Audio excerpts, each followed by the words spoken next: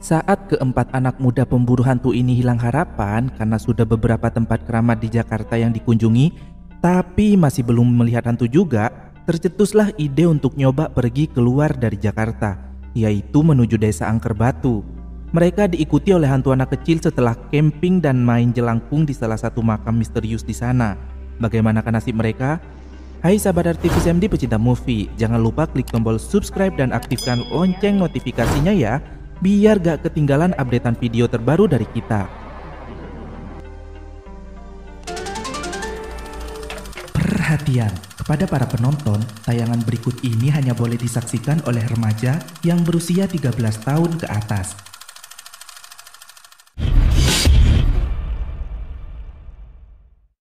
Tahun 1938, seorang anak kecil diarak oleh warga untuk dibunuh dengan cara dipenggal kelapanya. Karena penduduk percaya anak itu menjadi sumber malapetaka di desa mereka, yaitu Desa Angker Batu. Setelah dimakamkan dan dibacakan doa, rumah anak itu juga dibakar. Dan tak lama setelah itu, muncullah sosok misterius yang membuat warga panik, ketakutan, dan berlarian. Sosok itu membawa mereka satu persatu ke alam lain hingga mereka menghilang secara misterius. Kita beralih ke tim pemburu hantu yang sedang berada di rumah kentang. Mereka adalah Ferdi dan pacarnya, Gita, Sony, dan Gembol. Mereka sedang mencari hantu anak kecil yang konon katanya sering menampakkan diri di rumah itu seusai mencium bau kentang. Kalau mau tahu lebih lanjut tentang rumah kentang, nanti kita bahas di episode berikutnya ya guys.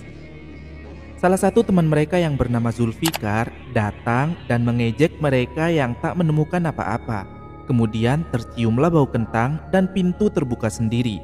Tapi ternyata itu ulah Blacky, kucing peliharaan tetangga. Saat kembali ke mobil, mereka berkeluh kesah karena sudah mengunjungi beberapa tempat yang katanya paling berhantu.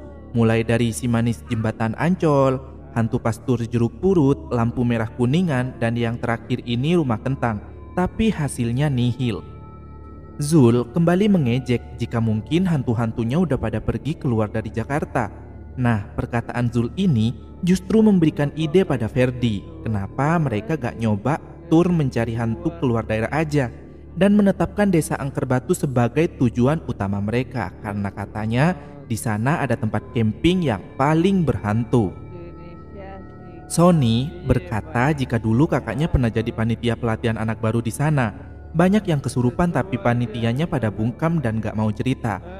Dan sekarang tempatnya itu udah ditutup.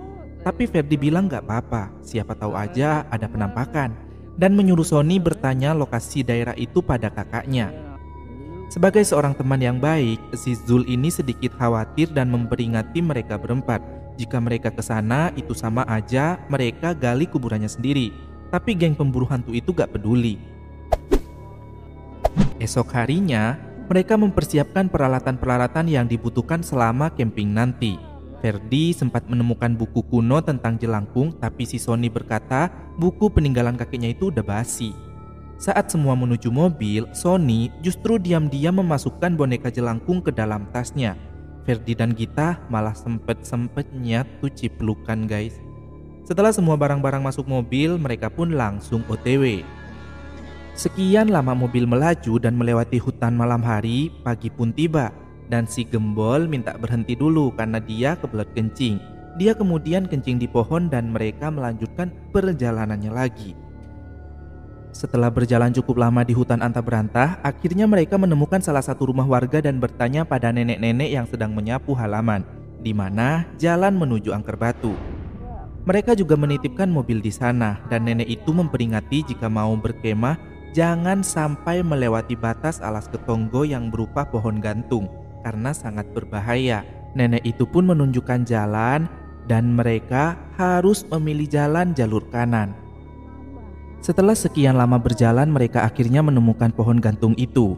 Tapi mereka malah terus menerobos masuk ke dalam dan karena penasaran kenapa gak dibolehin lewat jalur kiri, mereka akhirnya nekat melewati jalur itu meski sudah ada papan peringatan dilarang masuk. Mereka berhenti setelah menemukan tempat yang cocok untuk mendirikan tenda, yaitu di tengah-tengah pohon bambu.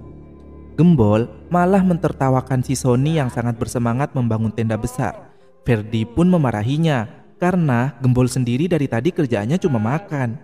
Ferdi meminta Gembol untuk membantu Sony dan Sony pun mengerjainya.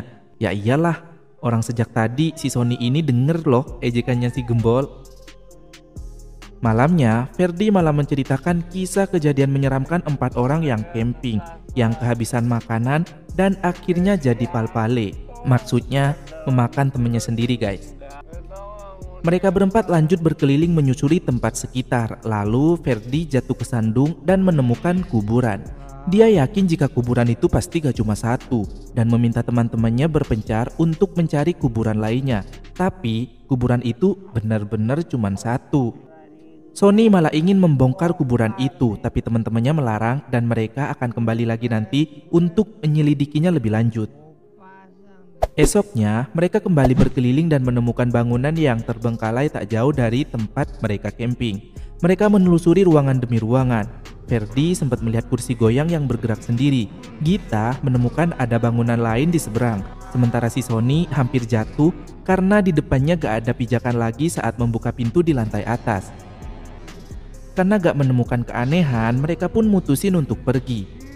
Malamnya lagi, Sony pergi ke kuburan tadi malam seorang diri untuk memasang dan menyalakan kamera ke arah kuburan dengan harapan bisa menangkap penampakan. Kemudian mereka semua mutusin untuk bermalam di sekitar makam. Tengah malam hari, Sony dikejutkan dengan kameranya yang tiba-tiba jatuh sendiri, tapi gak ada apa-apa dan menganggap itu cuma angin. Esok harinya, Ferdi mengajak mendaki ke atas bukit, tapi Gita berkata capek jika harus jalan lagi dan mereka pun jadi bersih tegang. Ferdi pun akhirnya memutuskan untuk pulang nanti malam karena sudah 3 hari ada di sana, mereka juga gak menemukan apa-apa. Belum lagi medan yang mereka lalui gak cocok sama Gita dan Gembol. Sebelum pulang, saat gerimis turun, sempet-sempetnya nih si Sony main jelangkung di kuburan misterius itu. Datang nggak dijemput, pulang jelangkung di sini ada pesta kecil, di sini ada pesta kecil. Datang nggak dijemput, pulang nggak diantar.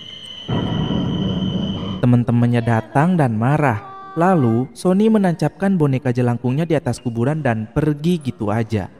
Setelah sampai di Jakarta, Zul langsung datang menemui Ferdi dan bertanya pengalaman mereka.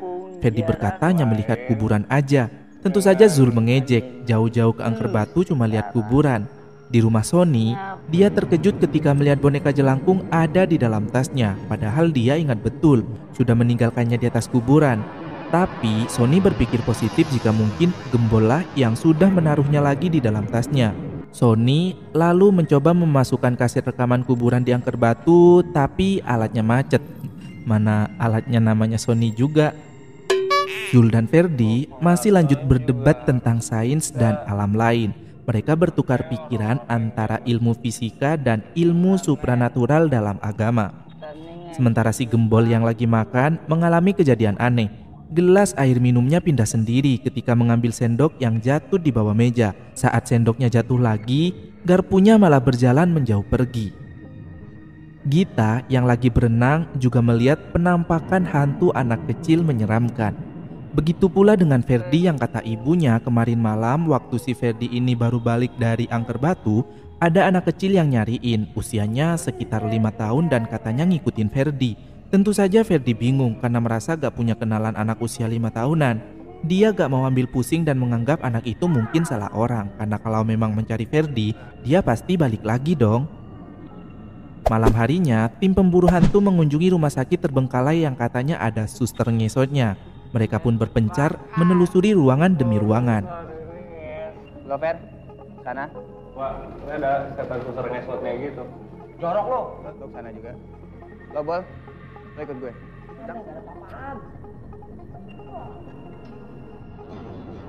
Gita lah yang pertama kali melihat sosok suster ngesot itu, sementara si Ferdi malah melihat hantu anak kecil. Sony yang mendengar decitan pintu mencoba mendekat dan membuka pintu, lalu melihat ada hantu anak kecil juga yang menempel di dinding bersama boneka jelangkung. Ferdi dan Gita yang sama-sama lari ketakutan akhirnya bertemu dan langsung menuju mobil. Begitu pula dengan Sony yang ketakutan, sementara si Gembol yang ada di lantai 2 mulai mendengar sayup-sayup suara aneh anak kecil. Ferdi lalu menghubunginya lewat walkie-talkie dan menyuruh Gembol segera menuju mobil. Mereka pun akhirnya pulang ke markas dan Zul pun mengejek mereka kualat karena sudah menantang hantu. Gembol berkata jika dia gak melihat penampakan apapun, hanya ketiga temannya aja yang melihat. Ketiga temannya itu pun syok ketakutan. Ferdi lalu menyangkut pautkan dengan anak yang kata ibunya mencari Ferdi jam 11 malam. Setelah Zul menghina mereka yang katanya pemburu hantu, tapi giliran ketemu sekali aja malah trauma, Zul justru mau membantu mereka. Dia mengenalkan orang sakti bernama Pak Sakimin yang sangat ahli mengatasi masalah goib. Sesayang itu lu Zul sama temen lu. Mereka pun akhirnya pulang ke rumah masing-masing dan akan menemui Pak Sakimin esok hari. Nah, di rumah Ferdi melihat Dion, kakaknya sedang nonton TV. Tapi saat melewati kamar mandi, Dion malah sedang gosok gigi. Sontak Ferdi pun terkejut dan merasa aneh. Lalu mengajak kakaknya itu melihat siapa yang nonton TV. Begitu dipegang, ternyata yang nonton TV adalah Dion yang asli. Dan Dion yang di kamar mandi tadi tiba-tiba hilang. Ini sih serem banget guys. Gita membalikkan boneka di kamarnya yang tiba-tiba jadi serem, padahal itu boneka dia sendiri yang ngoleksi. Lalu dia melihat penampakan suster ngesot berambut putih di depan pintu yang ngesot sambil membawa boneka jelangkung. Gembol yang lagi di perjalanan juga melihat penampakan. Begitu pula dengan Sony yang mengalami kejadian aneh saat tidur di rumahnya. Pemutar kasetnya tiba-tiba jalan sendiri dan menampilkan rekaman saat mereka berada di kuburan angker batu. Di mana rekaman itu menampilkan ketika semuanya sedang tidur, tiba-tiba ada yang mengambil kamera, bahkan nge-shoot mereka berempat yang lagi tidur pulas tuh. Dan rekaman itu juga menunjukkan ketika kamera diletakkan kembali ke tripod, tiba-tiba jatuh dan Sony terbangun. Kemudian ada yang ngetok jendela yang membuat Sony terkejut setengah mampu. Ternyata itu adalah boneka jelangkung. Sony yang ketakutan langsung menarik selimut dan bangun-bangun. Sony sudah ada di angker batu, tepatnya di kuburan itu. Lalu dia menarik selimutnya lagi dan sadar jika dirinya baru saja berhalusinasi. Tapi dia sangat ketakutan. Esok harinya mereka mendatangi Pak Sakimin. Sony yang sangat parno malah tak segan menyogok Pak Sakimin dengan uang dan barang mewahnya. Lalu meminta agar mengusir hantu yang mengganggunya. Tentu saja Pak Sakimin kesal sama sikapnya yang gak sopan dan gak punya etika itu. Sony gak peduli karena dia hanya ingin hantu itu pergi. Saat di Terawang, Pak Sakimin tahu jika mereka sudah melakukan kesalahan dengan melanggar peraturan. Bahkan parahnya mereka sudah mengganggu makhluk di sana dengan bermain jelangkung. Satu-satunya cara yang harus mereka lakukan adalah pergi ke sana lagi dan mencabut boneka jelangkungnya yang sudah ditancapkan di kuburan. Sony berkata tidak tahu jika dia sudah mengganggu makhluk di sana. Dia mengira dengan main jelangkung dirinya bisa memanggil arwah dan meminta ilmu. Di sini mereka mulai saling salah-salahan yang membuat Pak Sakimin muak dan menyuruh mereka agar segera pergi ke sana sekarang juga. Nah, saat di perjalanan melewati hutan, hantu anak kecil menyeramkan itu menampakkan wujudnya di pinggir jalan. Setibanya di rumah sang nenek, mereka kembali menyapanya, tapi kali ini si nenek malah marah pada mereka dan menyuruhnya untuk pulang ke Jakarta saja karena mereka sudah membuat kerusakan dengan melanggar pantangan. Ferdi and the gang gak peduli dan tetap terus melanjutkan perjalanan. Terlihat si kakek nyipratin air pada mobil mereka. Nah, selama perjalanan Ferdi diganggu oleh bisikan-bisikan aneh dan juga hantu anak kecil itu. Ketika mereka sampai, anehnya kuburan yang mereka jumpai sebelumnya tiba-tiba tidak ada. Sony sangat yakin jika pasti ada orang yang sudah memindahkannya. Mereka pun mencoba berpencar untuk mencari tapi tetap tidak menemukannya. Setelah berdiskusi panjang, Sony mutusin buat nginep semalam di sana karena gak ingin pulang sia-sia sebelum tujuan mereka tercapai karena jauh juga lokasinya guys. Mereka yang juga gak mau terus-terusan diganggu hantu sepakat untuk lanjut mencari kuburan itu esok hari. Malam hari, hujan turun lumayan deras. Sony berkata jika dia gak bisa berdiam diri begitu saja di tenda.